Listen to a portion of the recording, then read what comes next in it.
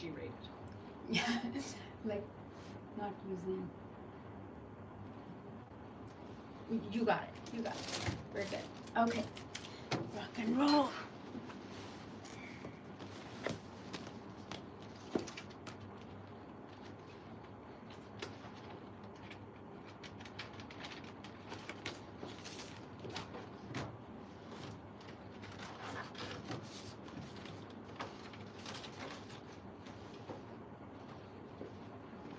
So do you want me to stay looking that way? Looking You at can you? looking at me, and then you can look at the camera, speak to the viewer, Yeah. and yeah, okay. Great. Hello, friends. Welcome back to another exciting and inspiring episode of On Location Vancouver, brought to you with the support of Tell a Story Hive.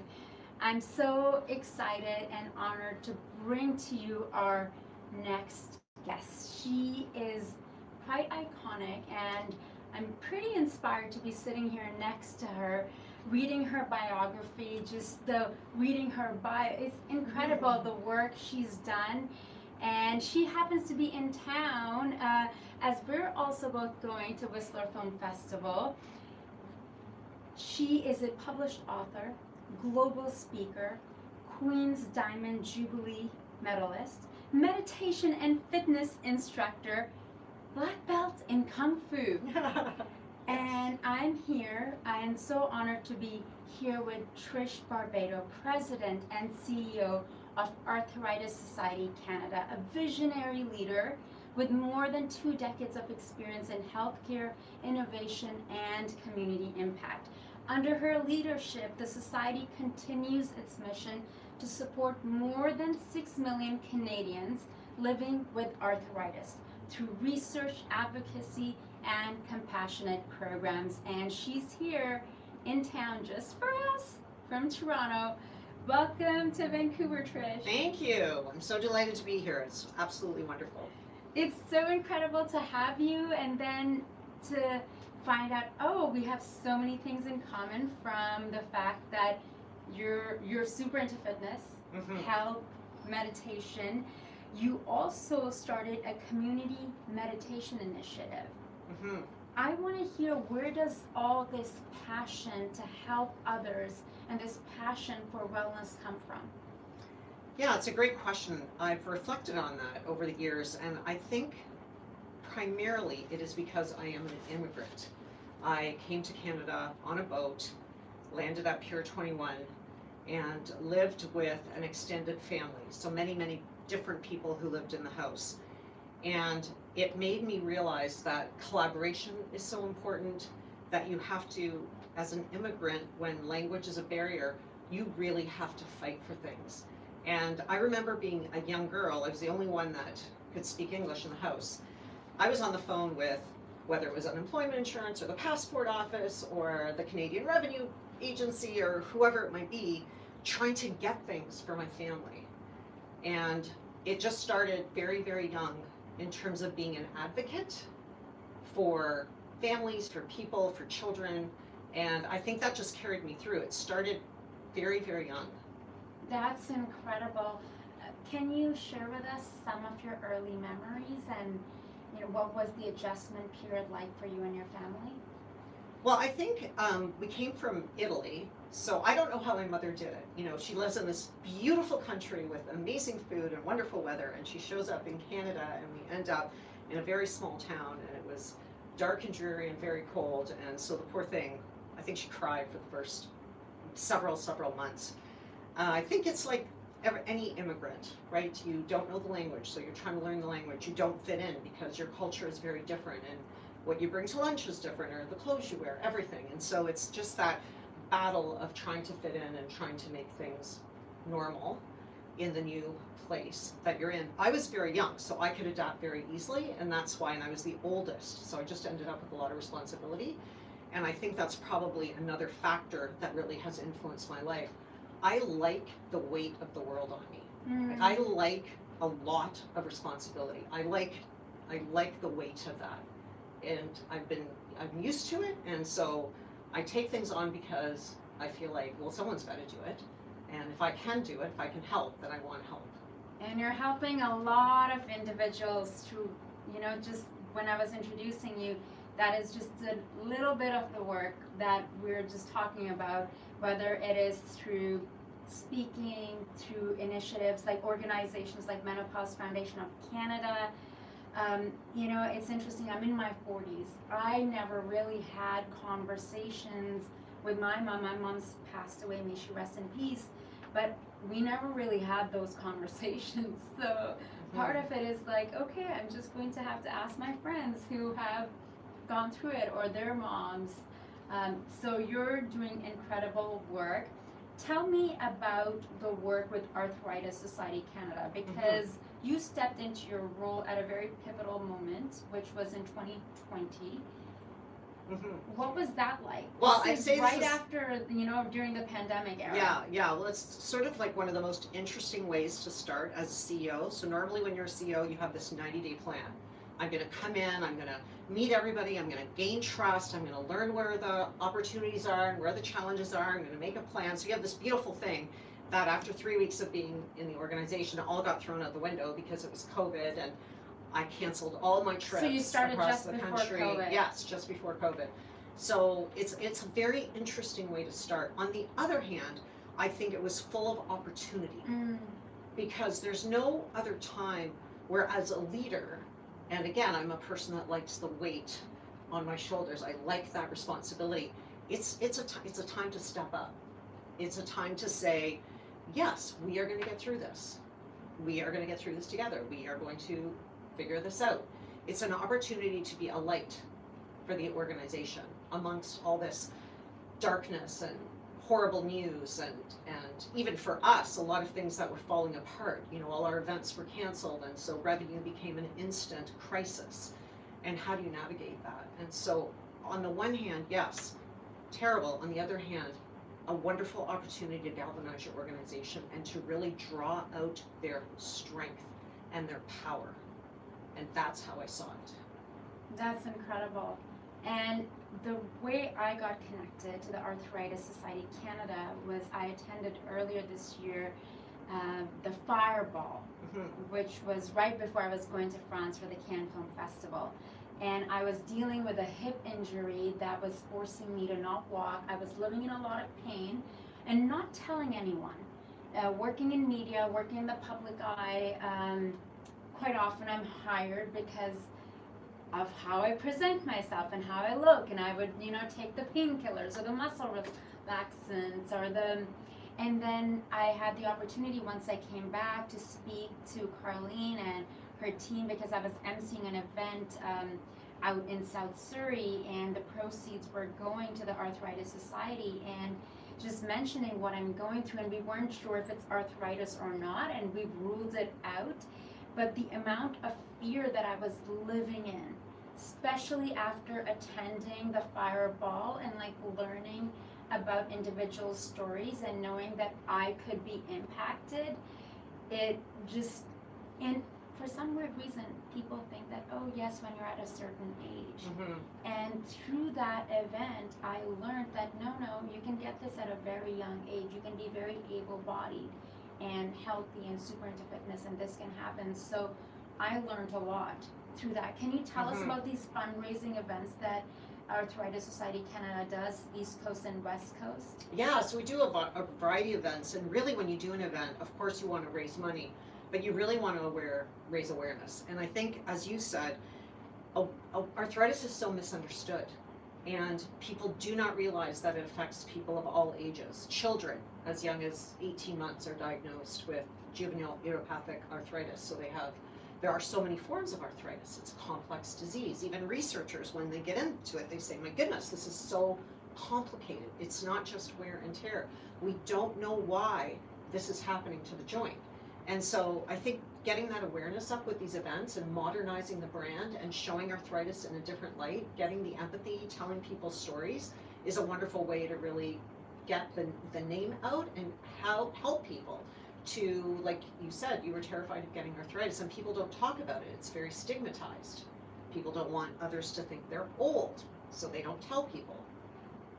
What I went through, and I remember getting really emotional hearing one of the women's stories at this Women's Leadership Awards that was happening. It was a day of playing golf, and Carlene was there, and these women my age that you wouldn't think that they have arthritis, and they talk about living with this and the pain that they've dealt with, and also the stigma around it at workplace. And I was wondering, like, if this happens, like, first of all, thank goodness I'm connected, even though I'm not, super like involved in it, but I'm connected. I've attended 2 events, and thank goodness for the work you guys are doing, the awareness, and to remove the stigma and education. Yeah, education is key. I think that's another big one that people don't realize, is that this is not a disease of the elderly. Most people with osteoarthritis are under the age of 45, so they're in the prime of their lives. And even if someone, for example, most joint replacements are due to arthritis. Like 99% of knee replacements are due to arthritis. But that's end stage. That's because the disease has progressed. We have nothing to stop it with osteoarthritis, and so now this person has to get a knee replacement.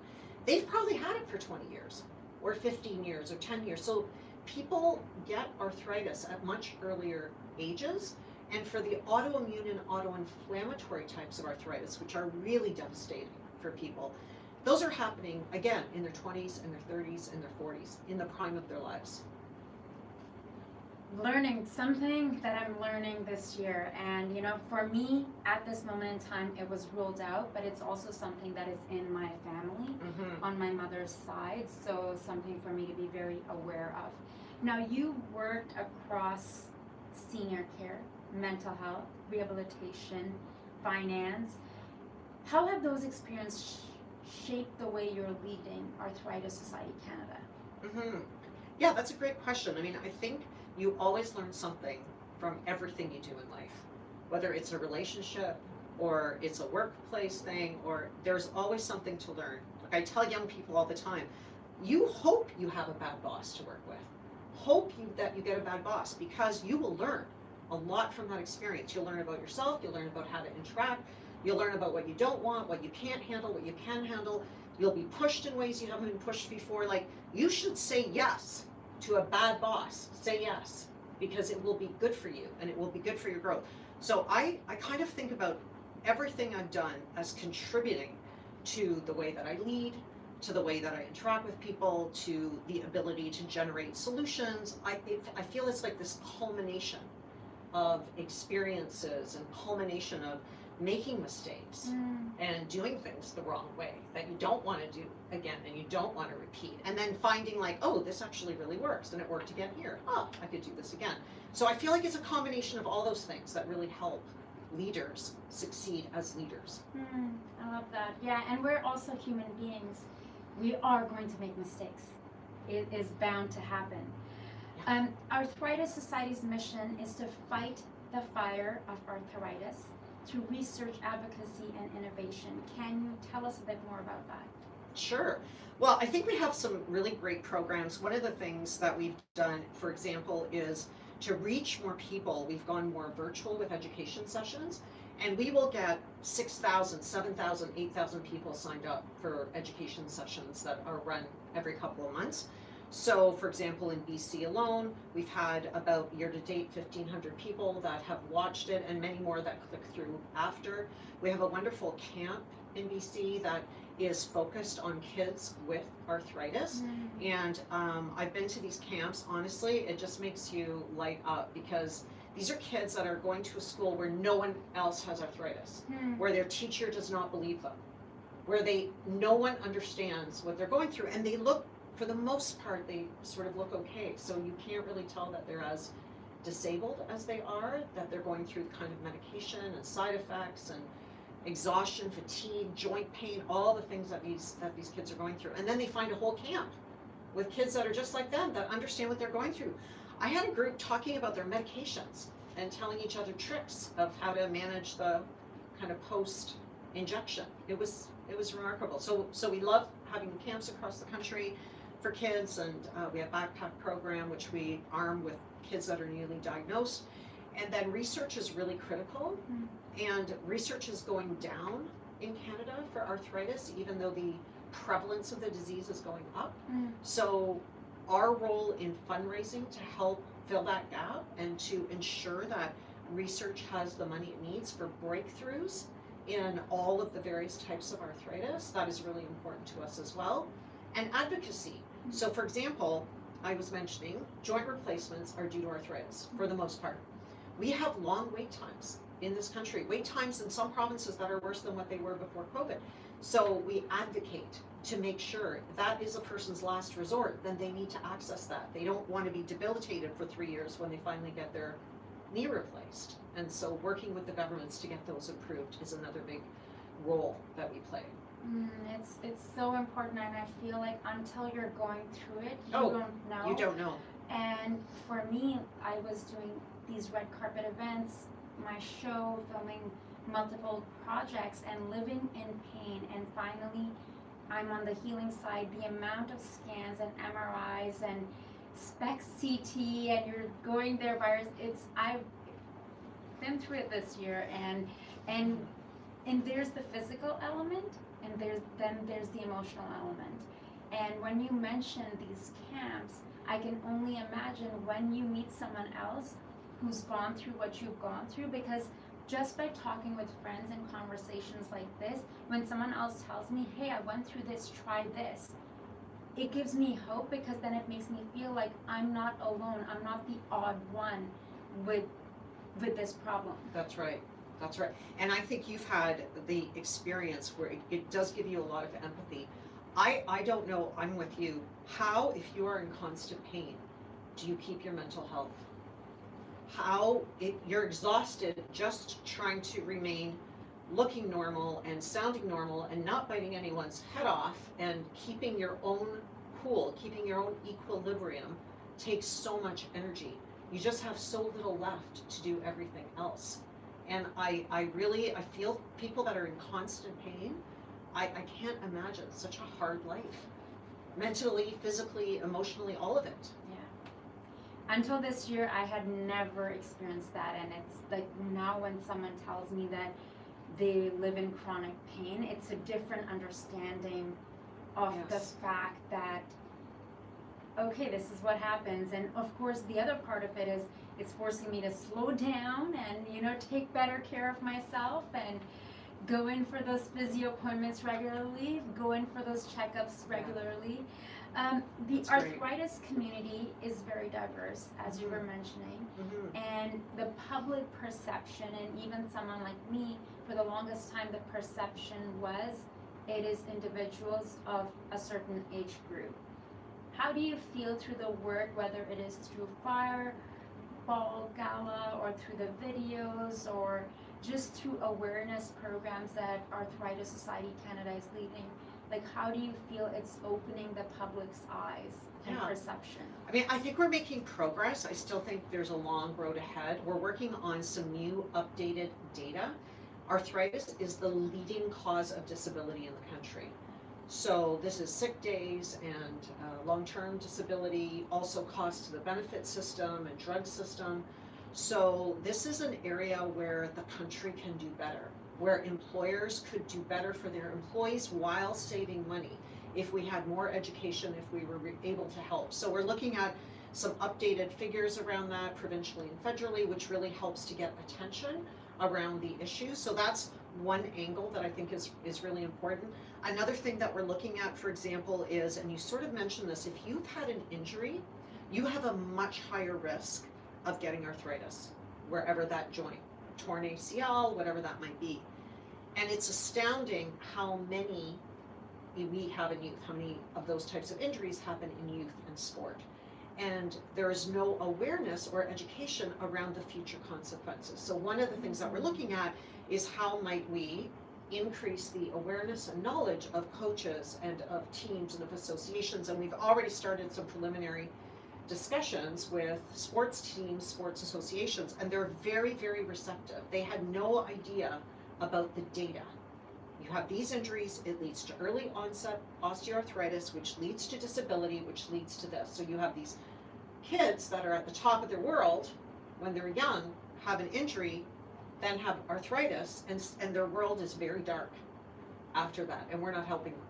So that's another area. So there's some, I think, some really exciting both research and other programming that could be done to raise awareness and really improve how people see arthritis. And I think the other thing I wanted to say is for people living with the disease, it gives them a voice. And I think, as you know, you're like a storyteller and a story recorder, and hearing people's voices is very important. Completely. One of the things that I learned through listening to this young woman's story who lives downtown, works in an office, and she mentioned that how it was over the summertime, but I'm trying to recall how much fear she was living in about sharing with HR that this is what I'm going through, and how some days, because they would look at her, she looks gorgeous, she's fit, all of that. You don't seem sick. She's Correct. like, no, I actually can't even move. I'm in so much pain. And I went up to her with tears in my eyes because that's what I was experiencing. It was not arthritis, and I hope it doesn't turn into it, but that's exactly, like, I needed to hear someone else share in a way about pain and living with it, and then having to work and having overhead and, like, you know, and you're just taking care of yourself and knowing you have to work, and you can't just be like, okay, that's it, I'm in this pain, I can't work. Yeah. I have bills to pay, I have a dog and a cat, and I have all these things. And then the mental health aspect of how do you take part in life? And, you know, until you go through something like that, one doesn't really know. That's why I really wanted to sit down with you and talk about the work that Arthritis Society Canada is doing, because it's so important to talk about this. Yeah, I agree with you so much. And another thing that's related to that, and also that you mentioned, is around the extra costs. So there's so many costs for people that are living through this. One is that they may lose income, sick days, or they're self-employed and then they can't work for a period of time, or they're, like, to your point, their employer thinks they're a poor employee and fires them or whatever. And then I think the other one is around the extra costs that people are paying themselves, whether that's drugs, physiotherapy that may not be covered, acupuncture, other modalities that for that person make dealing with that constant pain or fatigue more bearable, but it's not covered. And so these are all additional out-of-pocket costs that people are paying.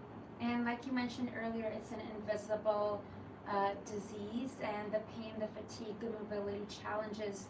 How do you find perhaps your goal for the Arthritis Society Canada in the next 5 to 10 years? Like, what sort of programs, or how you would like Canadians' perspective of arthritis to shift? Yeah, that's a really great question. So right now, we have been working on creating a plan for arthritis for the country. We've been doing it as an ecosystem with all the national organizations. So it's a massive project. 22 organizations have been working for 2.5 years to write this plan. The plan includes public policy priorities. It includes research priorities. So we got all the researchers, all the institutes, all the departments, 30 people together to prioritize research for arthritis. Like, if we, 20 years from now, want to say this is different, it starts today. So we have to have a North Star, and we all need to be pointed in the same direction. Otherwise, it'll be like a sprinkling of things happening all over the place. We need to focus. So this is in the plan. There'll be catalysts for change that are larger projects. That one relates to children, the youth and sport. There's a number in there, women's health, which I'm really passionate about. So this plan will be a real catalyst that will come out in April, but then there'll be an implementation phase where we have designated groups that will take on the pushing forward of various aspects of the plan. So finishing this plan is important to me. Figuring out exactly what our role will be in that. We've taken a leadership role to date. I think we'll continue to have a leadership role in that. And I think the thing that's really given me a lot of gratification is there's a lot of small grassroots patient organizations who are doing wonderful work for very specific diseases, whether it's vasculitis or, you know, all the different types. There's different types of arthritis, psoriatic, spondylitis, etc.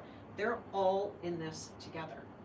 We've brought this group together. They're working together. They're advocating to the government together. And that is very powerful and far more powerful than each one of them tried to do this on their own. So I think that will have long-lasting impact for the future. So let's talk about how can the viewers who are watching right now, whether they're impacted by arthritis or someone they know, or they want to support the Arthritis Society, how can individuals or organizations support you? Yeah, great question. First of all, I think if you have arthritis, we have wonderful resources on our website and social media. There's a lot of evidence-based education. So whether you have a particular type, whether you're wondering about a certain medication, anything like that, we can help you. We have our arthritis line. This is manned all the time in French and in English. So you can chat, you can email, or by phone.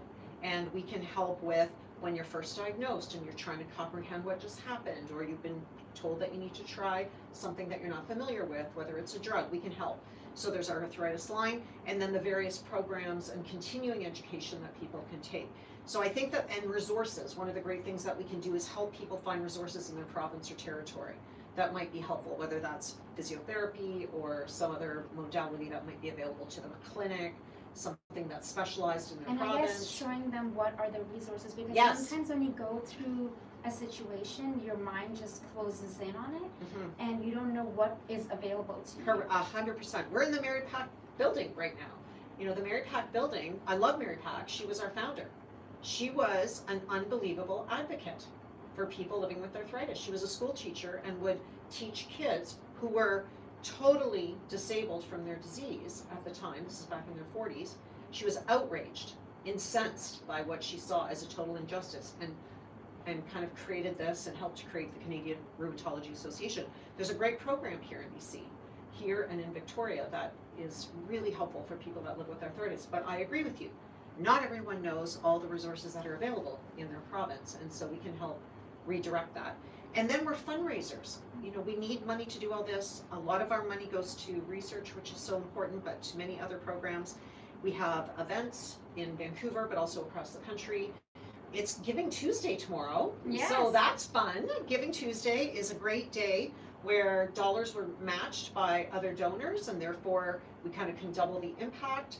And that goes all the way through to the year end. I always tell people, I'm an accountant by background, get your tax receipt for your tax return, make a donation. So you have now until December 31st, and that's really helpful as well. And whether you're an individual or an organization, a company that you want to give back, it's December, it's time to support. Time to and give. Yeah, it's Yeah, it's time to give. not just, you know, it's great to buy gifts for our family and to receive gifts, but it's also very important to give back. Talking about Vancouver, because that's where we are and that's where we're filming the show. I know you live in out east. What events are happening in 2026 that individuals and organizations can whether support or attend, get a table at, to help raise funds? Yeah, there's a great event coming up. It's called the West Coast Roast. So we will be roasting Fred Lee, who many know as a very famous auctioneer for many, many charities. This is going to be such a fun event. There's some really great things that have been planned for Fred and around Fred, and so I think because he's also so well known in Vancouver, I think that'll be a really heartwarming kind of a night, and that's happening in February, so that'll be a great night. And we're also working on getting what exactly is the date for? February 26th. Okay. Yeah. Wonderful. Yeah, it's going to be wonderful. It is going to be wonderful. So we really encourage people to come up for that. And we're also looking at a number of other events. We love when people do their own events. So when people have us as their cause and then they organize events in their community, it's a wonderful way to draw on the community and do something local. Usually it's a patient, someone who has been touched by arthritis, or doing for a loved one. So those are always great, whether that's a golf tournament or a walk or a bake sale or anything. Those are really easy to do, and we really appreciate those. Like the event that I attended, I was emceeing that event. And Yes. Yes, and I think they raised $2,500 or $5,000, something like that. But it was all these local female leaders coming together, playing golf, and they were honored for their work. We had some local politicians attend as well, and then the proceeds fully were going to Arthritis Society Canada. And it was just so wonderful and heartwarming to hear stories and then also hear about the work that is being done. I love those events. It's exactly, the word is heartwarming. They're just full of love, aren't they? It's amazing. And then, like you said, all the proceeds go, and it's, for us, it's easier because then our expenses aren't there, but we're able to support in a different way. So it works out really well. I think it's also amazing when you can put a face. Like, it's different when you see it on the video, but when someone shows up, someone who looks like you, like for me, like I keep referencing that back to that event because it had an impact on me. Like, I had attended the fireball before, and I was like, oh my God, it made me slightly nervous. I was like, do I have arthritis? And you know, I spoke to Carly, and she's like, Zara, if you do, you know, we will do our best to support you. And it just gave me hope that, okay, if this is it, I'm not alone. I don't have to deal with this alone. And that's why this matters to me. And my grandmother had arthritis and osteoporosis, so you know, part of me is like, I do a lot of weight training and yoga and things like that to make sure I'm strengthening my body to prevent that. Wonderful. Yeah, I love that. I want to talk a bit more about the work that you're doing. You were saying you're very passionate about women's health. We talked a bit about the Menopause Foundation of Canada. Can you tell us a bit about that? Yeah, so my colleague and I, Janet Coe, had horrible experience with menopause. We're both in healthcare, and we were so angry. I call us two angry women. That is our origin story. And we just kept saying, why isn't anyone doing anything about this in this country? Why is it so taboo and stigmatized and hidden, secret, and no one can get care and treatment, and doctors don't know anything? So we kept talking about it, but nothing was happening. And it was the old, you know, she called me one day and said, Trish, if we don't do something about it, no one will. It's us. Like, we have to do something. And it's like a call to arms, you know? It's like, okay, fine. Literally, I get off the phone and I incorporate us online. And, you know, it's a very grassroots organization. I'm a volunteer and on the board. And we have worked really hard to increase the knowledge to groundbreaking reports. The data from those reports has been cited around the world. I think we've already got something like 12 billion media impressions, and we've only existed for 3 years. That was the last tally. And partially it's just that, you know, we thought about it for a long time, and then when we finally started and the data finally broke through, but the whole menopause conversation has transformed in the last 3 years, which is really great for women, really great for women. And I'm hearing the word menopause and perimenopause so much more now than 5 years ago. And I feel like at 43, I'm so grateful that this is not something that we keep it as a secret, as a very hush-hush thing, that we don't talk about this. One of my friends, she's studying to become a lawyer. She's 41, and she told me she was starting to get, you know, the hot flashes, and she wakes up sweating every night. So she decided, even though her doctor was like, no, you're too early for taking any kind of like HRT, and she decided to go a different route. And she was telling me, Zara, I feel like the lights have turned on. Like, she consulted a doctor online, and I think she may have gone on your website as well, and she just knew intuitively, I need support. I can't continue to live like this. And it was also affecting her mental health. And she's like, I feel like things are brighter now. Yes. Yeah, it's very transformative. And as you said, I think what's hard for women is they're not connecting the dots. They just didn't know what was happening to them. They don't feel good. All these things are going wrong, but they can't understand what the underlying cause is. They worry about a lot of things. I mean, heart palpitations is a very common symptom. We hear about frozen shoulder. There's a whole musculoskeletal syndrome, which has very connected with arthritis as well. Frozen We're doing a shoulder? common symptom in perimenopausal women. I got frozen shoulder. Right, perimenopause symptom. I know, it's unbelievable. I know. We're doing a webinar actually in January with a wonderful doctor, Dr. Ilya, who's going to speak in our arthritis talk about the impact of arthritis and menopause.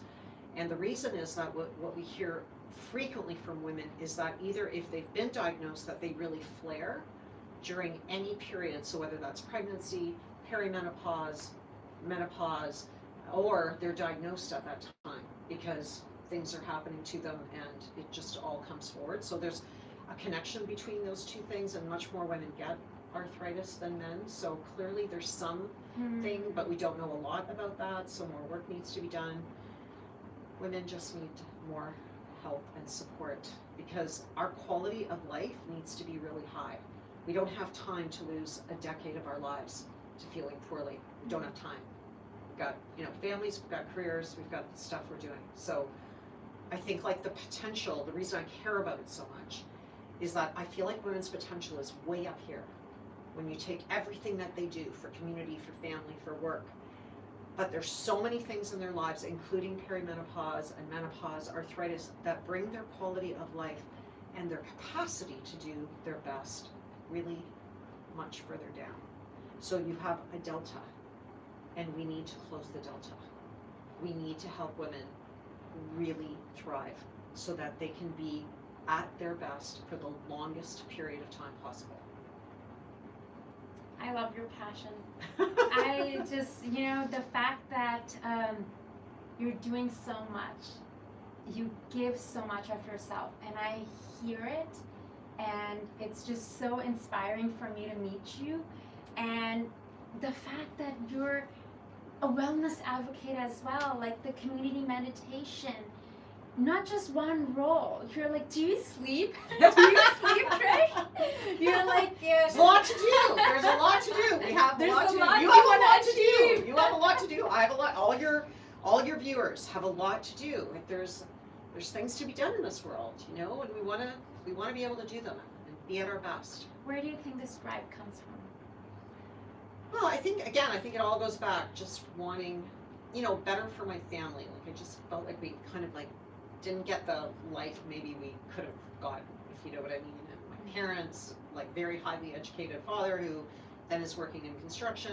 It's just, I want people to be able to reach their fullest potential. That's what I care about. Tell us about the Community Meditation Initiative. So community meditation, again, I have a lot of colleagues who like to do these things. So one of my colleagues, Debbie, is a wonderful meditation instructor and teacher in her own right. And we had been doing quite a bit together in our meditation and mindfulness journey, had taken retreats together and that kind of thing. And so she wanted to do something that was very open, very inclusive. And because this was just around the time there was in person, but then it went to virtual, so it's primarily virtual, and it's just an open space and for people to learn how to meditate. So if you've never meditated before, there are really wonderful instructors. It's all virtual. There's sitting time in the morning, in the evenings. So it's just a very open platform with courses that if they speak to you, then you can sign up and learn more and kind of be willing to dig into maybe a place that you're thinking, oh, that's sort of interesting to me, maybe a blind spot that you have or something like that. So very accessible courses and instruction and sitting. Do you find correlation between you being able to do so much, give so much of yourself? You seem very well service-minded. That's what I'm hearing. Also very passionate about wellness, because I see you're giving a lot of your energy out, but with passion, because you want to help people. Do you find this connection between you meditating and doing all this inner self-care and then the kung fu and the fitness and then having the energy to give a lot? Yeah, I think you can't be at your best if you're not taking care of yourself. And so I know, especially for women, that's hard. They tend to put themselves last, but I think that it's just thinking about what do you need to refuel? What is your refuel? For you, it might be something different. It might be being with people, not being with people, being alone, going to the spa. What is it? What is it that is going to fill your tank? What is it that empties it out? And once you have a good idea of what that is for you personally, it's much easier to manage your energy because you already know So you already know, like, I'm gonna go into this situation, this person is very difficult for me to take on energetically. I'm gonna create some space around this, or I'm gonna give myself time to recuperate after, or whatever the situation needs. I feel like you become more attuned to what is required in the moment. What is the response I need right now? How much energy should I give this? How much energy should I keep for myself? And I think, fitness and diet and all the things you can do, just do them. Just do them. It's I know it's hard. I know there's a million reasons not to, but in the long run, it's going to be better if you've done them, and if you've got that foundation. So well said. I was not working out after.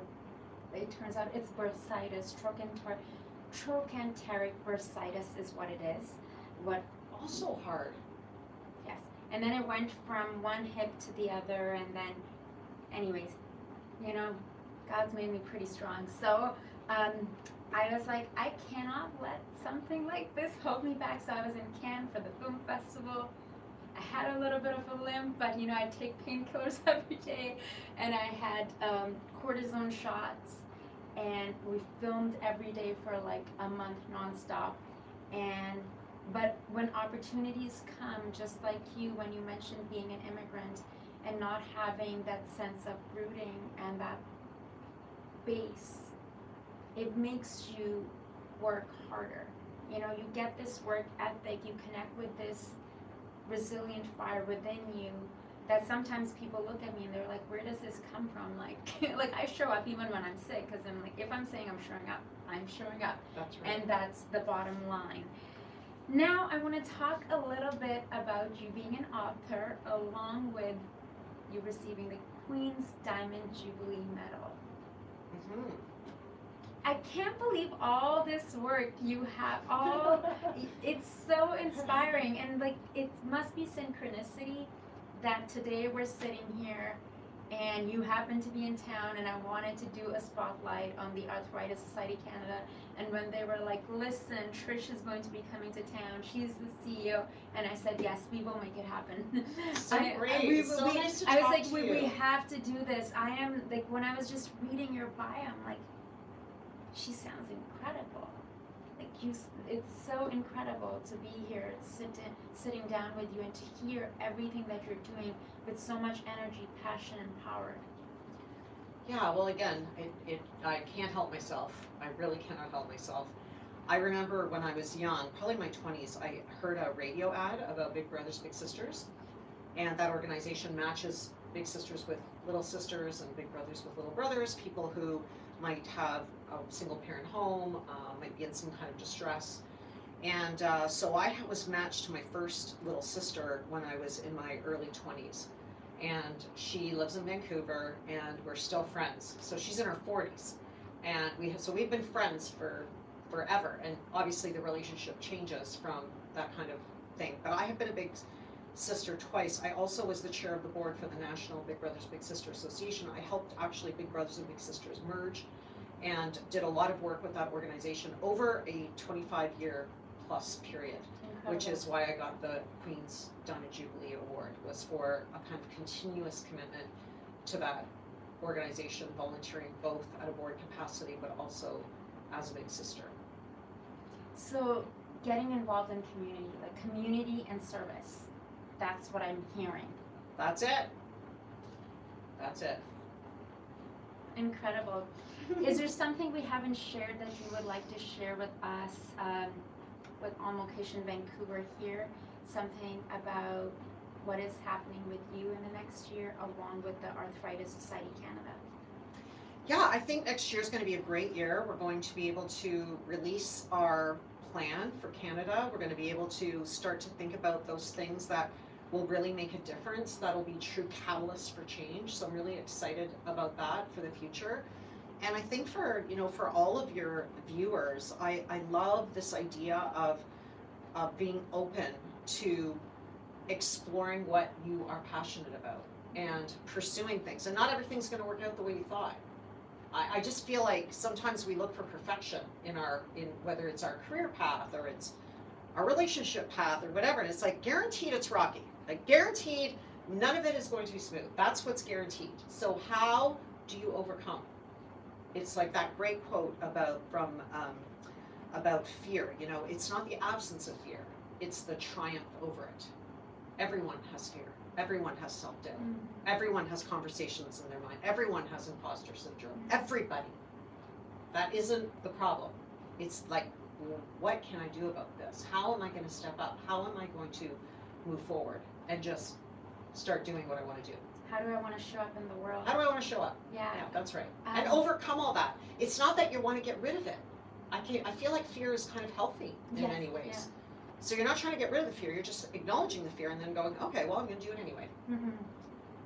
It's interesting, people ask me, like I've sometimes emceed events with like 5,000, 10,000 people, or, you know, being at the Olympics in Paris last year, and we had like a 1 week notice, we raised the funds and we went because I was like, okay, we're gonna make this happen. And do not get afraid, or you seem like the most confident person I know. And it's so, I find that so fascinating because I don't think that's true at all. Like I doubt myself all the time. But what you're saying is have that, but then go for it anyways. Like have the like fear. Lean into your fear. Yeah. Just lean into it. Like, yeah, I'm worried this could be a total collapse and this could be a total bomb. But oh well, we're gonna do it anyway. I'm gonna be the person who took the risk and said, yes, I'm gonna go do that and make it happen. And yes, you know, whether it's writing a book, giving a keynote speech, or starting another organization to impact people's lives, because you said, hey, someone needs to do it. Okay, it's going to be us. Correct. It's going to be us. Correct. What would you say are the values you live by that you can perhaps share with us? Yeah, I mean, for me, it's really about having a strong sense of self and not being afraid of who you are. Everyone else is taken. So you've got you, and that is good. So I think like step one is just be in your body. You know, stand on your own 2 feet. Don't worry about what people think or don't think. Most of that is in your own head. Like it just goes back to a lot of self-talk that is not that helpful. We can drop that. And so I feel like kind of there's a value about that self-awareness, self-acceptance, and that leads to a lot of authenticity. And people love authenticity. We don't have enough of it right now in our leaders. I think it's what people yearn for. It's like, I want to be able to totally believe this person and trust them. And so I feel like authenticity is something that's really important. And to your point, actually, hard work. I think hard work pays off. Hard work has paid off in my life. So I'm a big believer in it. Don't be afraid of hard work. It's okay. You know, you can take a vacation and all that, but if you're in on something and you're doing it, I mean, get in on it and really do it. Usually good comes from that. So I think that that's another really important value that I hold and hopefully exhibit. And lastly, what's taking you to Whistler Film Festival?